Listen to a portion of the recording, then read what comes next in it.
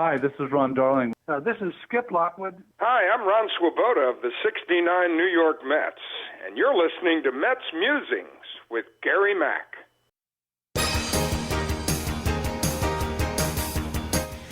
Now it's time for some New York Mets baseball talk.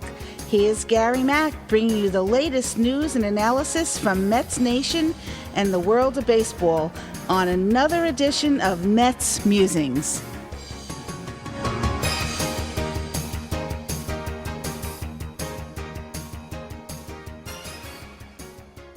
Hello and welcome back to another edition of Mets Musings. I am Gary Mack, and I hope you all had a great time since our last edition. The Mets certainly did. Coming off now a very big emotional series against the Los Angeles Dodgers, the Mets took 2 out of 3. Won the season series against the best team in baseball, 4-3. And look, same pattern. They played 4 games in L.A. Mets lost the first 2, came back to win the next 2. Lost the opening here now at Citi Field and came back to win the next 2 games and to win that season series. Doesn't mean anything? No. But it means they are competitive. They sent a message that they can compete against the very best. And that's a big deal. Everybody was giving the Dodgers a green light to the World Series, but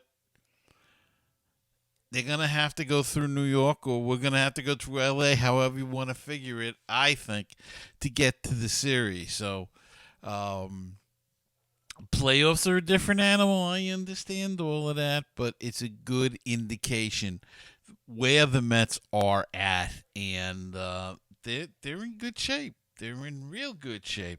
Of course, the Braves are still nipping at their heels, so they are still in a pennant race. Now, on paper, the rest of the schedule is the Mets have the easiest schedule on paper. But don't forget, these people want to win, too, these other teams. I mean, they want to jockey for position. They want to they're going to call up guys that want to make a showing. So they're not going to lay down and die and let the Mets win this division. They're going to fight them. They're going to battle them. But if you look at the schedule, they are all teams, for the most part, with a losing record. Milwaukee's in there. They have a better record, but they're fading fast. So who knows what they've got left in the tank. But there's a lot of games. They're playing the Cubs. They're playing 7 games with the Pirates in the next 17 days. They're playing the Washingtons, the Oakland A's they have to fly out to. Now, that should be an easy series, but Oakland gave the Yankees a little bit of a problem, and it's the travel, too, involved in that. So that's what's left. 3 games, 3 big games with the Braves, and let's just hope the Mets have a 5-game lead, which would clinch the series by then, I would think. Clinch the division. Like to clinch the division before that series. Don't want to go into a 3-game series with a 3-game lead. Want it to be up a little more. Maybe we can clinch it in Atlanta. That'd be nice. But if not, we can clinch it sooner. That's fine, too. Don't be fooled, though. It's still a rough hoe. And what the Mets have to do is, these are the teams that they have to beat now. Again, they've been doing it all year. They have to continue to do that and beat these, what we used to call second division teams, these other derogatory terms from bottom feeders, if you will. But these are the teams you have to beat. The Washingtons, the Pirates, the Cubbies, definitely the A's this year. They're just an awful team. So these are the teams that the Mets have to be aware of and have to beat. And if they keep playing the way they've been playing, they'll be able to accomplish that feat and hopefully bring home the the Eastern Division to start with. It's going to be interesting. A lot of people said 89 to 95 games might win the division at the beginning of the year. It doesn't look like that. It's looking like it's going to take 100 and, who knows. The Mets have 30 games left, I believe, roughly. And even if they go 15-15, that's 99 wins there. And will going 500 win the division? I don't know. Atlanta keeps winning. They're right behind. They're right on our heels. So it's not going to be an easy run. But we'll see. If they keep playing the way they're playing, they should should win the division. They definitely, I never want to say they're a lock for the playoffs, but they're the closest thing you can get. I mean, they've got an 11-game lead, if you will, over the last wild card team right now. So they would have to have a complete collapse to fall out of running, at least even for the third wild card. So, but you want to avoid that wild card. You want to avoid the third seed. You want to be in the first two seeds because you want that bye, and you don't want to mess around with any of these wild card teams because there are good teams in there. Right now, if the season ended, it would look like it would be St. Louis against San Diego and Atlanta and Philadelphia, which is going to be a barn burner, believe me. So you don't want to mess with these wild card teams, So the Mets have a lot to play for still, and they know that. Bucs Showalter, he's not going to let this team get down on themselves. So, it'll be it'll be interesting to watch. Now, two other guys that are going to be interesting to watch are going to be Tylor Megill and David Peterson. David Peterson is going to pitch on, he's going to pitch Friday, tonight. He's pitching tonight as we record this. So this is going to go a lot. What are they going to do with Peterson? Could he be considered another option? Will they move him to the bullpen? I believe he will make the postseason roster and probably be considered as a long man. They're keeping him stretched. They felt that he deserved another start after the great start he had the other day, the last time out. So this time they wanted him to go again. Hopefully he'll have another great start, especially against the Nationals, and we'll see what he can do. Tylor Megill is another guy that they're counting on. And Tylor has been pitching in rehab, had a rehab appearance with Binghamton, and he's been with St. Lucie. And pitched very well. So he is rounding in shape. He definitely will go into the bullpen. That could be a key part. He could be the guy that they bring in to blow away, a couple of batters. Just let him throw his hardest for an inning or two. And don't worry, they'll stretch him out in the offseason, so he's going to go back into the starting rotation more likely next year. But for this year, coming back off an injury, it's better to prepare him for the bullpen and let him work out of the bullpen in the playoffs. He may not make the rotation for the playoffs anyway. We'll see with that. That's usually, it depends if they go with a 3-man or a 4-man for the playoffs. Considering the age and the injury history, they may want to go with a 4-man. 4-man, we know the 3 right away is going to be DeGrom, Scherzer, and Bassett. The 4th could be Carrasco, could be Walker, could be Peterson. If they want to get a lefty into that 4-man rotation going into the playoffs. So all decisions to be made. But for right now, we have, we're going to have Peterson going tonight, as I said. Megill is pitching in the minors right now as, on his rehab from injury. And when he comes back, he'll go to the bullpen, and that could be a big boost for that bullpen. Who is the odd man out? We don't know. We'll see. But there could be odd man out because Drew Smith is also coming up. He is pitching down in the minors right now in rehab assignments. So he could be a major part as well. If he could go back to pitching the way he was pitching beginning of the year when he was lights out, I mean, this bullpen's going to be formidable. It's not to knock what it's doing now, but if you put two arms like that out there, it takes away from some of these lesser guys that they have. To me, Givens has been a bit of a disappointment. And then they've been switching other guys, Medina and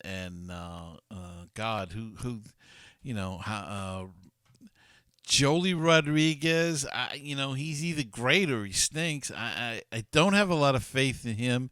Peterson could take that left-handed slot. But we'll see. There's a lot of decisions to be made, but a lot of baseball to be played until those decisions have to be made. Luis Guillorme is on recovery. He has been working out at Citi Field.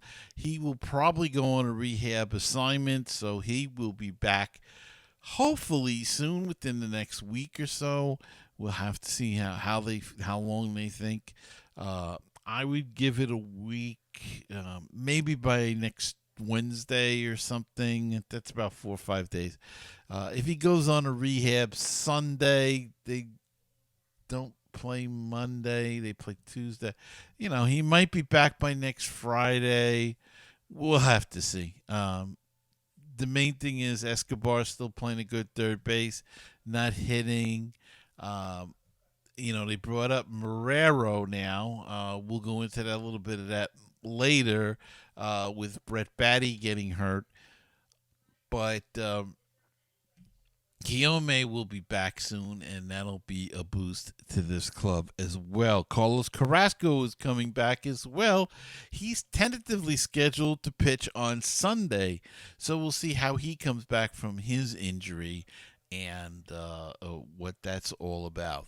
All right, got a great guest this week. Greg Toth of Bucs in the Basement is my guest, and he will be up in just a minute. We're going to talk all about the Pittsburgh Pirates, so stay tuned for that, and I'll be back right after this message. Baseball and BBQ, your place for interesting baseball talk, opinions, and history. Baseball and BBQ, your place for barbecue recipes, tips, and interviews from the world of barbecue. If you like baseball and if you like barbecue, then tune in to Baseball and BBQ. Find us on iTunes, Stitcher, Google Play, and BaseballTalkRadio.com. Wouldn't it be great if you could get a PhD in life through baseball? Welcome to Baseball PhD, a tour company for your brain. 30 major league teams, 100 places to see. Let's touch them all as we make the road trip of a lifetime.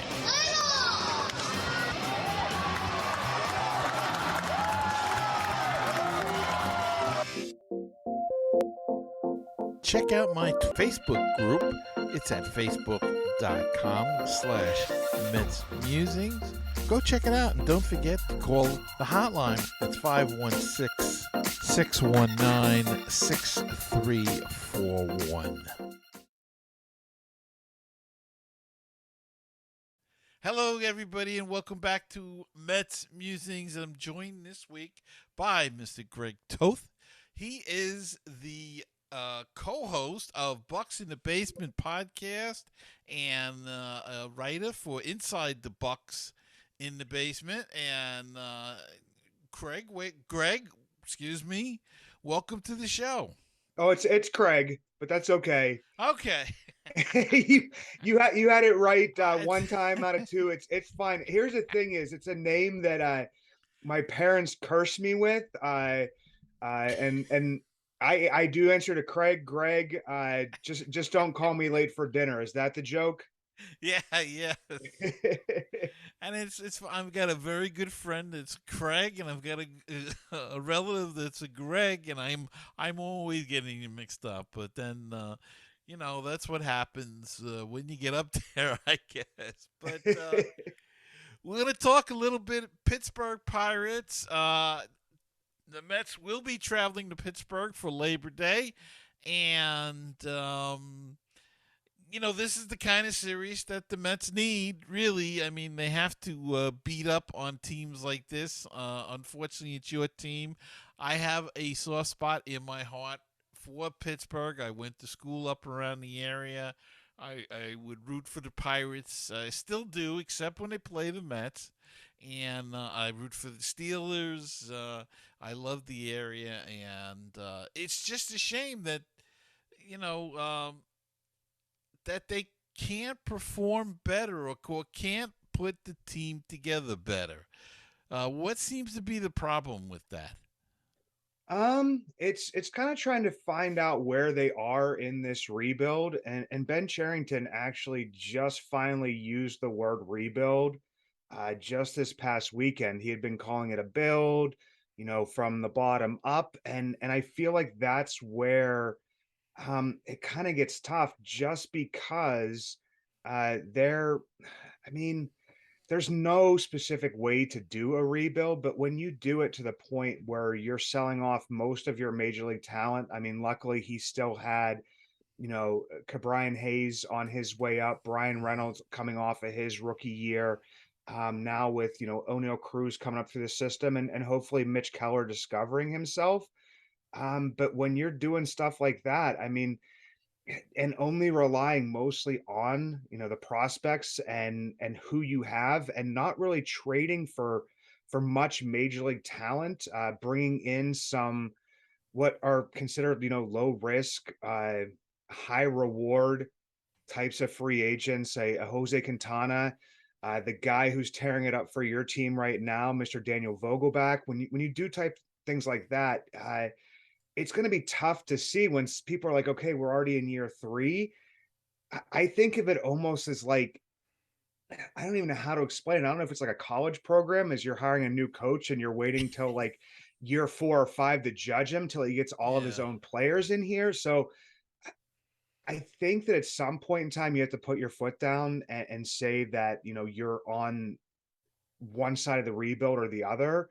Right now, they're kind of just treading water in the middle and just using a bunch of prospects. And as Dennis Eckersley put, a hodgepodge of nothingness around it, and like a Josh Van Meter, a Kevin Padlo, just still picking up a bunch of guys. So I don't know, man. If they don't start turning this around 2023, 2024, I mean, it might be, I hate to say it, like the way Detroit is looking right now, the way their rebuild's looking, people are just starting to, maybe pitchforks and and stuff to come down to PNC Park. I'm not really sure. But yeah, that's just kind of what's been holding it, I don't know, back. It's just that it's a different type of rebuild. And the fan base there, everybody knows that's been around that Pittsburgh it's a football town. It's really a shame, but there is a good baseball fan base. It's just I think sometimes it's got to be excited and woken up. Uh, you know, what's the fee? Are people getting angry now? Are they sick and tired of this? Is Derek Shelton in any trouble or anything like along those lines? Well, I mean, the fan base is extremely passionate. It definitely is a football and sometimes a hockey town, above baseball, but that's mostly because of the winning culture. Mm-hmm. I mean, luckily myself, I mean, being a fan of not only the Pirates but the Penguins and the Steelers, I've seen 2 Super Bowls. I've seen you know 4 or 5 Stanley Cup victory, so it's definitely been that. But when, the Pirates came back in like 2013, 14, and 15, I mean, the stadium was packed and it had such a great atmosphere and feel to it. And so I think that there was a little bit of a rejuvenation of a fan base because, I mean, at that point in time, I was getting into my 30s. So a lot of the people that were, 21 or younger when I became a fan of the Pirates at that age, they hadn't seen a winning season. So I think it did at least pull some of those people back into the mix. Because if not, the Pirates fan base was getting actually, getting older. It was getting, 30 and above. Anybody who had seen, Barry Bonds, Bobby Bonilla, Andy Van Slyke play, um, there wasn't many fans that were like, hey, I'm going to be a fan of the Pirates and cheer for them through their, 20 losing seasons. But yeah, I mean, it's just definitely a very passionate, and I know that some people have given, Ben Cherington the benefit of the doubt, but even that leash has been waning just at least a little bit over the past, few weeks and months here. Especially since the All-Star break. I mean, I think we've only won like 9 games since the All-Star break. Maybe I lost like 26. It's just been absolutely abysmal, getting blown out at times. But yeah, I mean, Derek Shelton supposedly isn't on the hot seat. He said a couple weeks ago he's very secure in his job. Ben Cherington echoed those remarks that he expects, Ben Cherington to be back in 2023. It was leaked out. I don't know how long ago it was. It is actually a 4-year contract, so he is under contract for next year. But I mean, I look back to 2019 when Clint Hurdle basically said, I'm looking to see what we're going to do in an off season and hoping to turn it around in 2020, and was fired the day before the last day of the season. So I mean, I don't think anybody's job is actually ever secure. But I also don't see them getting rid of Shelton as of just yet because you haven't really seen him coach with a team that's been fully put together yet. I mean, Right. I could see some lesser firings. Maybe an Andy Haynes, the hitting coach, just because I mean nobody's really improved under him. You even see like a player, all-star caliber like Brian Reynolds, who has regressed in this season. Some of the power's still been there, but the average and even the approach to the plate sometimes hasn't been there. So maybe that to kind of appease the rowdy fan base, and maybe just because I don't know. I don't know why he was hired in the first place. I went on my show, me and Chris did, and even Gary on our site has just railed the hiring because it's like Milwaukee was a successful organization last year. They fired one guy. It was Andy Haynes, and then we hired him. So what did we see that Milwaukee, who had won our division, didn't see? I just really didn't get that hiring. Yeah, you wonder that. You see that a lot, and you do wonder. What am I do? Did they see something different that we don't see? But um, sometimes it's philosophy, sometimes it's whatever, and it just agrees. Now the farm system is been ranked pretty high.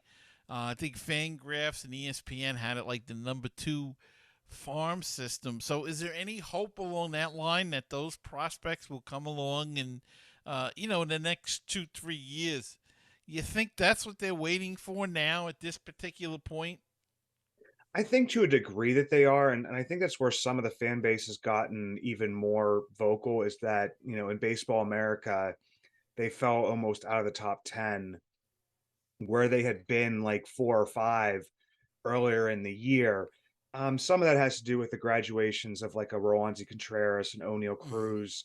But I think the biggest thing is that the fan base was happy when we were going for a different type of prospect. Under Neil Huntington, the previous regime, we had gone for those near MLB ready prospects. And so it was guys with those lower ceilings, but were almost guaranteed to contribute on the major league level to whatever degree it would be.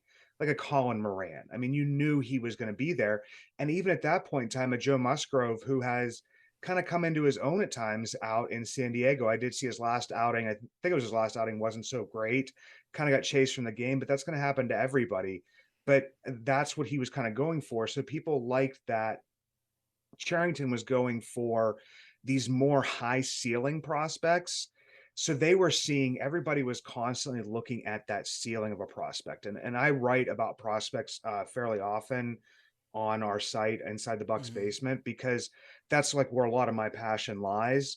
And I always focus on the floor. I never look at the ceiling of a prospect, because if you look at the ceiling of a prospect every single time, 90% of the time you're going to be disappointed, because you're looking Yeah. for what could be the best of him. And I think that's where people got wrapped up in a lot of this. So at one point in time, Ben Cherington was the savior for looking at a different way to acquire talent and to get, these players like a Liover Peguero and Brennan Malone in the first trade for Starling Marte, and going for like a Hudson Head, looking for these guys that they could bring in that could be more of these, guys, if they hit, then man, I mean, it's going to be amazing for the team. But they also a lot of times have that lower floor. So if they don't hit, um, and I think that a lot of the things that have happened, and I hate to use this, it's not really an excuse, but it's just the injury bug. I mean, Henry Davis got injured at the end of last year with an oblique and didn't get to finish out even what would have been half of a professional season. This year, he got hit by 18 pitches, I think, or something, before his wrist finally broke. Wow. And then you have, the number one pick from the previous year in Nick Gonzalez, hurting his heel, running to first base in Altoona. So he's out for a while. You have Quinn Priester, one of your top pitching prospects, out with an oblique for the first couple months of the season, has come back and has pitched fairly well. But when you have that and you have the graduations, I mean, I feel like it's going to drop you down the rankings a little bit, but I feel like Cherington has always said that it's been more about depth at positions than it is about the high ceiling. It's just gathering as many prospects as you can at each position. And if you have 10 outfielders and 10 middle infielders, you just kind of hope that 3 or 4 of them sneak through and become competent Major League Baseball players, and maybe one of them becomes a superstar, as opposed to putting all your chips in like a couple guys in your superstar basket. So Right. I feel like people are getting impatient, but it was the same thing. The same things they're getting impatient about were the same things they were raving about, over the past 2 years, as to how he's acquired players, as to going for, these players with the higher ceiling. And some of it may come to fruition. I just this last week on our podcast, I talked a lot about Andy Rodriguez, our one of our top catching prospects down in Altoona. And, that was we basically talked, we talked New York into sending him over, in the 3-player deal when we sent Joe Musgrove to over to San Diego. I think it's Joey Lucchesi or something, I believe, is who we ended up shipping over to New York. But so that may end up working out. And if one of those works out, believe me, that makes the Joe Musgrove trade a success, along with, bringing in David Bednar. All you need is, if 2 of those guys work out in one of those deals and they're with you for longer than a couple of years, then that deal's a success. So we'll have to see how that plays out. Yeah, and as you said, it's always tough to tell with the minor league kids. You never know. I remember Ralph Kiner, the Mets announcer, the late Ralph Kiner, used to say that there are a lot of players that are better players in the minors than physically than there were in the majors.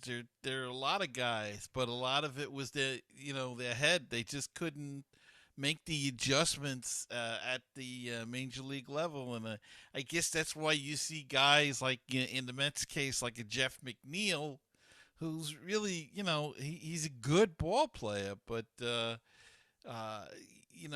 his head is more in the game, and he's made himself better than his physical talents, or Pete Rose for that matter, who didn't have all of the physical talents but made himself into a great ball player. So, and that's where, like, Pirates fans, like, especially when I go back to, like, 13, 14, and 15, people always remember, like the Andrew McCutcheons, the the Starling Martes, the Francisco Liriano, AJ Burnett, but they forget about like the Jordy Mercers and the Josh Harrisons who turn themselves into those types of ball players. So not only do we need like the stars, like somebody like O'Neal Cruz to come through, but we need some guys like hopefully maybe like Rodolfo Castro that just came up. You need, Diego Castillo, who we sent back to. You need some of those guys to compete Marcano, and that may not be like of the superstar status, but you need role players as well, and people that actually kind of play above maybe the expectations to a degree. So I mean, it's definitely it's a long road, and right now it just seems to be getting Seems longer to as be the season longer. goes on. I mean, we where we're recording now, we pulled off a pretty nice win in Milwaukee, last night. But other than that, I mean, it's been fairly torturous over the past few weeks here. Yeah. And you haven't had an easy schedule. I mean, you had the Braves and and the Brewers, but the Brewers seem to be I don't want to say falling apart, but they're not as strong as they were last year. I don't think.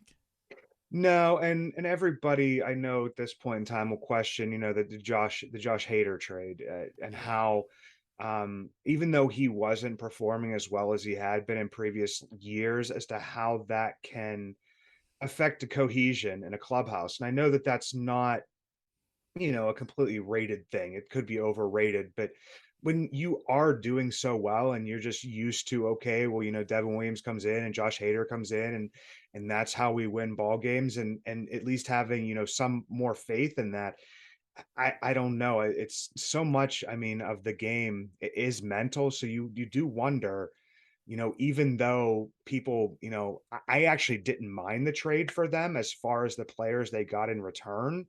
And especially, since he hadn't been performing that well. But I mean, was this, Milwaukee setting themselves up for the next couple years, at the risk of, maybe trailing off a little bit this year? And they've trailed off more than I thought they would. Mm-hmm. But then you have, St. Louis, who for some reason always just, even if they don't have the greatest lineup, just somehow seems to always put something together. Like that's, everybody asks like which team I hate the most in the NL Central, and I always say St. Louis, because even when they have a guy named like Lars Nootbaar, they can just put together. And I'm not saying it's not nothing against Lars Nootbaar. He's a good baseball player, but he Mm-hmm. gets to the No, major leagues and he plays like he's like Willie Mays or something, man. It's absolutely crazy, what they can do. And then the resurgence of the Albert Pujols, like it's just, I mean, it gets frustrating to unbelievable. watch, because that's what we need. We need our Lars Nootbaar, who is the guy that nobody expects to do anything, and then all of a sudden comes on and is like a contributor. I mean, same thing with, like, I mean, not that many people knew who Tommy Edman was for St. Louis before he came up, and I mean, Right. he Okay. wasn't a hugely highly touted prospect and has turned himself into just a really good baseball player. I hate when that happens. And it never happens for the Pirates. I mean, not since 2013. We don't get any surprises. We got to hope for the. Everybody says that Brian Reynolds was a surprise. No, he wasn't. He was a top 10 prospect in our system. It wasn't a surprise. Maybe it was a surprise because people stopped watching because he was traded for Andrew McCutchen, but it wasn't really that much of a surprise. Yeah. So we talked about the offense a little bit is down. Uh, what has been the weakest part of this team? Is it the pitching? Is it just the offense, as you mentioned? Maybe the hitting coach should go. Is it the starting pitching? Is it the bullpen? What's been hurting this team the most? I mean, I feel like the starting pitching and bullpen have gone on their streaks. Starting pitching was down, for a little bit at the beginning of the season, but Mitch Keller, since he went to the bullpen, and added his sinker, has come back fairly strong. JT Brubaker, aside from like one outing, over like his like past like 10 or 11 here, has really kind of put stuff together. Roansy Contreras being back up. I feel the starting pitching has actually been fairly good, and it's almost I don't. It's like everybody's saying like, are we gonna waste like a even last night like another good like Mitch Keller outing, and luckily the Pirates came back and won 4-2, but it definitely has been the hitting, and it's been. I know that a lot of people will say, well, we haven't had, a lot of hitters up here, but like I said, even a regression from a Reynolds, from a Ke'Bryan Hayes. I know Ke'Bryan Hayes has been dealing with a little bit of a back issue, but I mean, just even before then, like the bat had fallen off even from, its lowest points last year. The defense is always going to be there. For me, the biggest I see one of the things that they did, and I know it's a lot of times not the as people don't see it as the most important position, but just going out and getting a Roberto Perez as opposed to when they made the Jacob Stallings deal, and then Roberto Perez goes down, and then you're just kind of going from backup catcher to backup catcher. Jason DeLay, who that's a surprise from within our system. I mean, I remember seeing him back in Altoona a few years back and thought, he could be, I don't know, maybe a quad A, catcher and somebody that could fill in or whatever, but he's actually done fairly well. I honestly think it has been the hitting, and a lot of the things. I mean, people will point to, last year the Pirates, I think they had like the least amount of errors in all of Major League Baseball, but the defense actually wasn't that great. Now the defense is even a little bit worse, and they have more errors, if that makes sense, because a lot of people don't go towards like the outs above average, the defensive run saved. If you go into the more advanced metrics, as opposed to errors, because the errors actually mean that you have to get to the ball first. So if you Right. don't have a lot of guys with range, then you're like kind of giving up, hits that you shouldn't be giving up to begin with, because you don't have guys that can even get to the ball in time. So for me, errors, I mean, it's nice that the guys aren't making errors, but I mean, it's got to be something else. And even like, I mean, Brian Reynolds, who was up for a Gold Glove last year, is having like a historically bad season in center field. For him, I mean, I looked the one time he was like something like -8 to -12, like defensive runs saved. So I mean, in he was proving last year maybe he could play center field, but he's not really a natural center fielder. He's more of a corner outfielder, and we need to get somebody better in there. O'Neal Cruz has come in and played a lot better at shortstop than who we had in there before, with Ke'Bryan Hayes, and then finding, between Rodolfo Castro and Kevin Newman at second base, and then actually getting, Michael Chavis, who is shorter, and I will bring that up all the time, but has played a good defensive first base, instead of having like, a Yoshi Tsutsugo or a Josh Van Meter filling in there. So to me, it's one of those things where like you're at a team that has little room for error. And if you're not hitting well and you're also not fielding well, it doesn't matter how good you're pitching. And it doesn't matter if the Right. home runs Right. have gone up if you're not getting anybody on base for those home runs. So like I feel like every other thing is dropping down. We're striking out a lot more. So if you don't have guys on base, we have more home runs. But man, number of times it's a solo shot, it feels like it's like almost every single time. Yeah. Yeah. Well, hopefully they can put more together. Are there any any hot players though? Anybody we should be looking for? I would say right now, I mean, Mitch Keller, he's coming off a 10 strikeout outing. And this one, he didn't just use the sinker, he also used the four seam fastball up in the zone a little bit, up 96, 97. That's one that, everybody saw in the off season. They saw the videos of him pumping up to 100 and like got all excited. But if it's on a plane, man, the major league Okay. players can catch up to Yeah. 100. They can, and they'll send it the other direction. So with him working like a 4 pitch mix now, I really am excited and hopeful for him, going into next year. And he's still young. I mean, it feels like he's been around forever, but he's only been, around for like the past like 3 years, and it's not even been full seasons. So that's a guy that I'm actually really excited about. Rodolfo Castro, who I mentioned, could be one of those guys. I know that, Chris and I brought up the phone incident, but if it wasn't for the phone incident, I mean, I feel like there'd be a lot more positive stuff around him, because he's just been getting on base and hitting the ball pretty well. And I feel like those are good things. And and I see O'Neill Cruz, like, especially over the past week. I mean, everybody's looking at, like, the exit velocities, the 122, 0.4 mile per hour hardest hit ball or whatever. For me, it's that the consistency of that. He had a couple hits last night.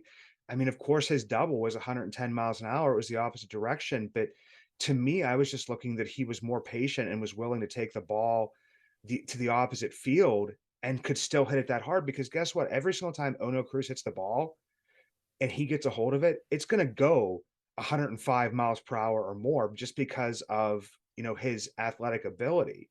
To Mm-hmm. me, it's where he puts it. And when he's going to opposite sides of the field, yeah, he pulled the first one and he got a single, but then he was just even a little bit more patient at a 2-2 count. And there was a ball that was a little outside. And instead of trying to pull it, he just basically, in his eyes, poked it, but it went 110 miles an hour. So to me, it's more patience, more consistency, and maybe a balance of patience and aggressiveness. Because maybe sometimes he's being too patient and other times he's being too aggressive.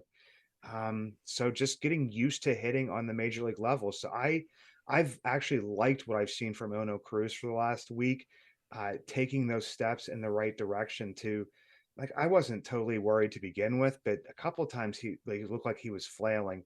And here's the thing is Brian Reynolds, I look at it and the averages are down across all of Major League Baseball, but the way he's contributing, still hitting, 20 plus home runs, still hitting, he's not down on like a 230 average or anything, or a 240 average. I mean, maybe he turns out to be more of like a 275 hitter with 25 home runs.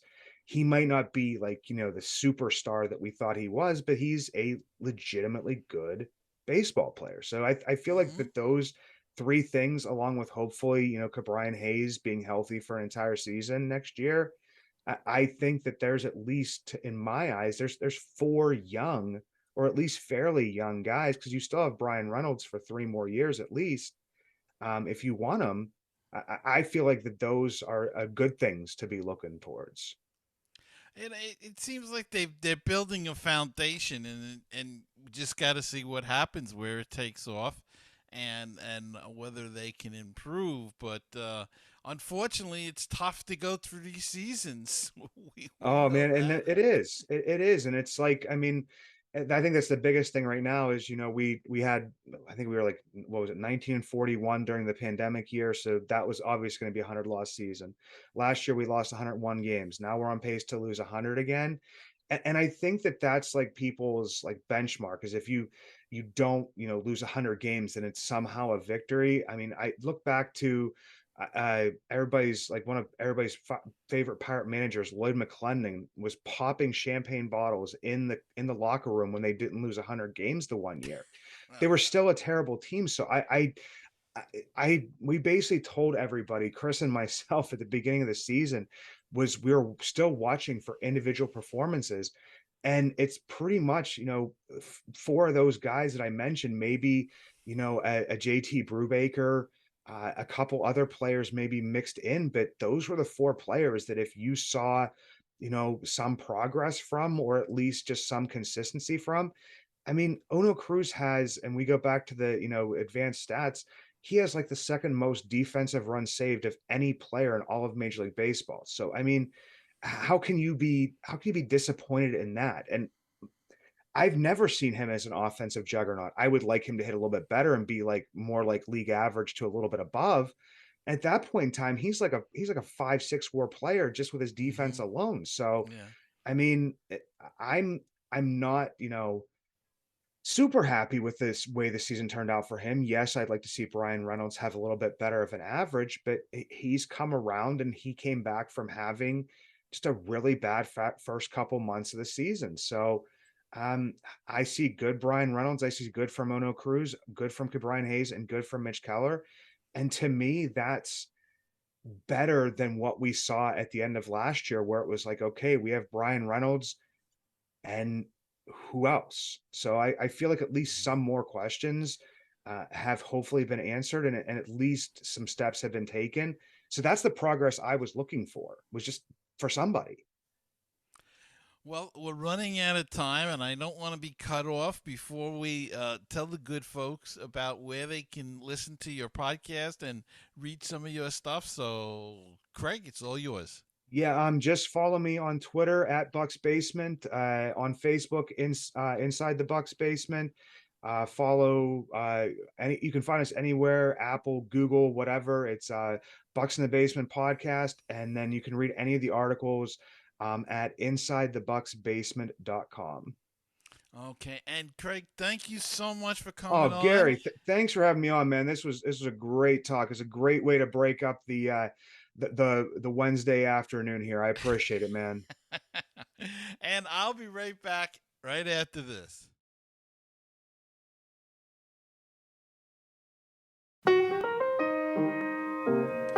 516-619-6341. That is the comment voicemail hotline if you'd like to be a part of the show, and drop us a line, leave us a comment or a voicemail question, anything at all. Call that number, 516-619-6341, or go to MetsMusings.com and click on that widget in the middle of the screen, and that's a speak pipe, and you can leave a voicemail right through your computer through your computer's microphone.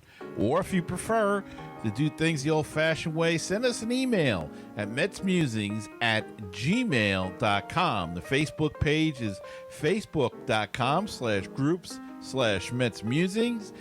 And if you'd like to help out the show, check out our Patreon page. Check out the campaign at patreon.com/metsmusings.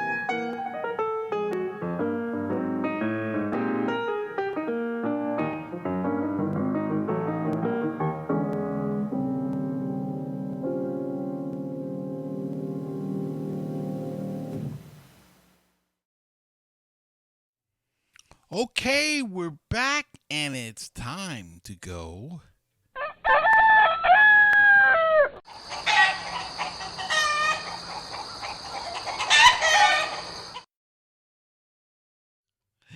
All right, down on the farm, and let's go check out what the teams are doing.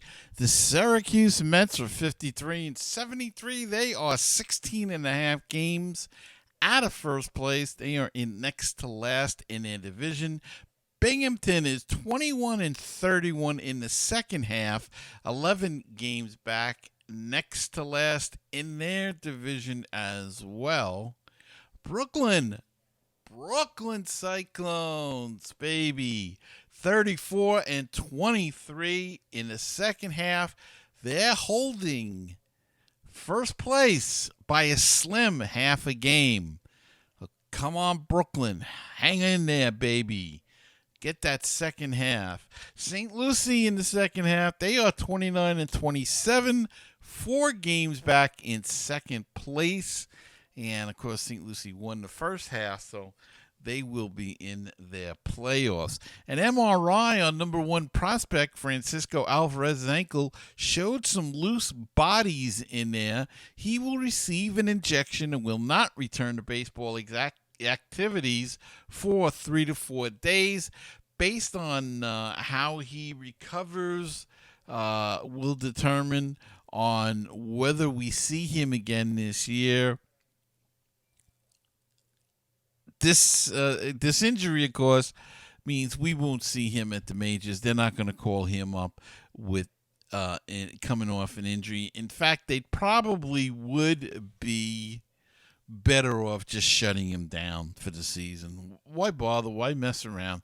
Just get it, done. If in the couple of days, see how he feels. They're probably I would imagine they're going to have to go in and clean out those loose bodies anyway. So why not do it right away if they need to and get it over with now? But we'll see what they decide. So Brett Batty, came up here, made a big splash with the home run, struggled a little bit, but that's to be expected.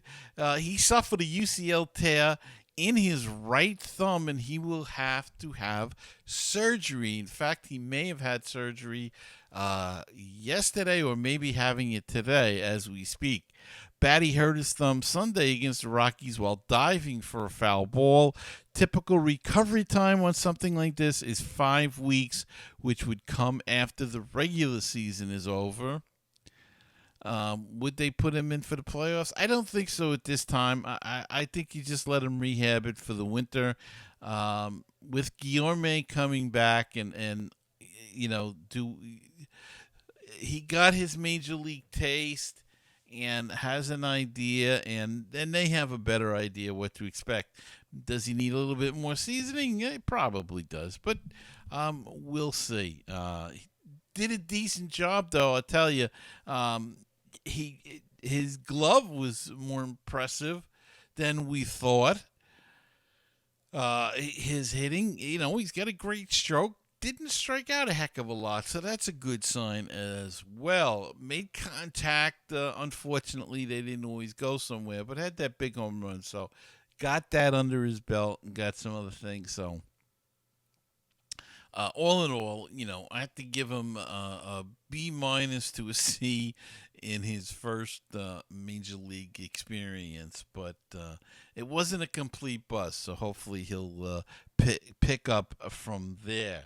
The big question is, though, why isn't Mark Vientos here? Darren Ruff is struggling as the DH from the right-hand side. Vientos continues to hit.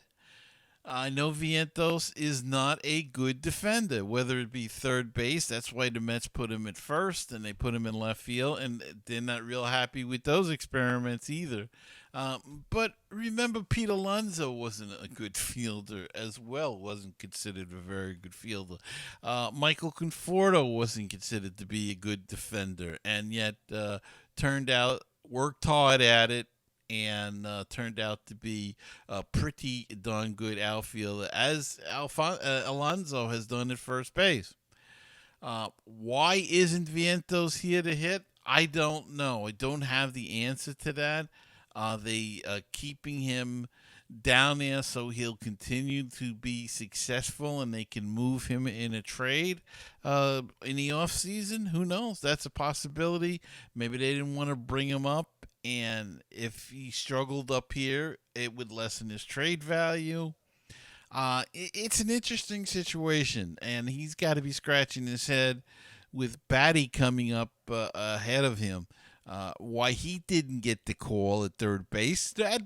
And part of that is the defense. But again, as we said, the Mets are struggling at third base. They're struggling offensively at third base without Guillorme here, but also in the DH spot, especially with the right-handed DH, Darren Ruff.